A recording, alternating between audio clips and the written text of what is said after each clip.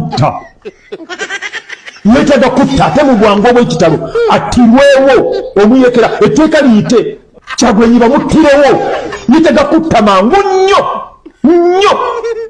Kyagulanyi bamutte mangu nnyo etteeka liyite Kyagulanyi afe litega kutta mangu nnyo kisebira ndowooza.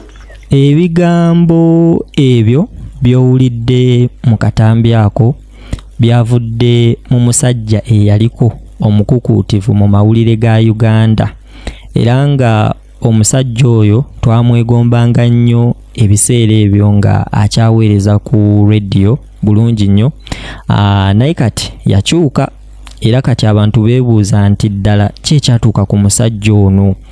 Omusajja yabaaki? Omusajja yatabuka mutwe ki ekyamutuukako?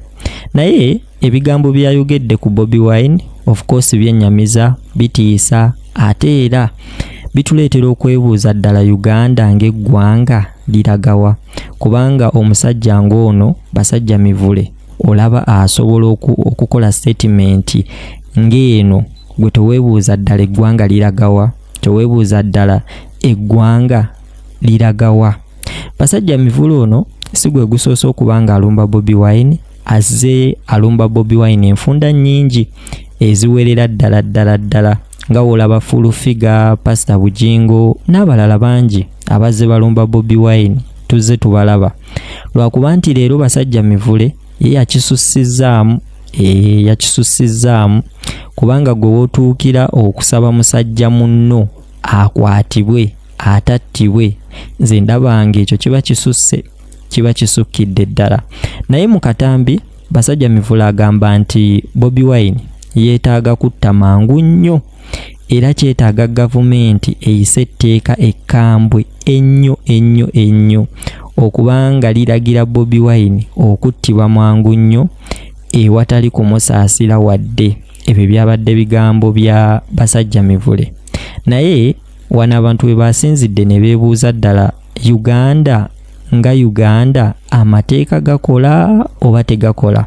Kubanga omusajja ng'ono basajja mivule okusinziira ku bigambo bye yayogedde mu nsi endala yandibadde yakwatiddwa dda awatali kumusaasira wadde, yandibadde yakwatiddwa dda. Naye munnange nga w'omanyi tuli mu Uganda ate era buli nsi n'ebyayo.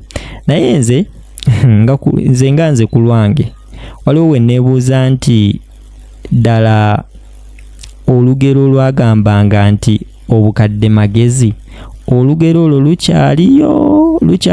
lukyali mu nkola oba lwaggwako? Kale njagala otuwe endowooza yawo wansi mu comment section. Njagala obe nga at least olikinga ku video eno ogisharinge ate osobola okuba nga osubscribinga. Teweerabira nti oli ku Kirooto kya Uganda.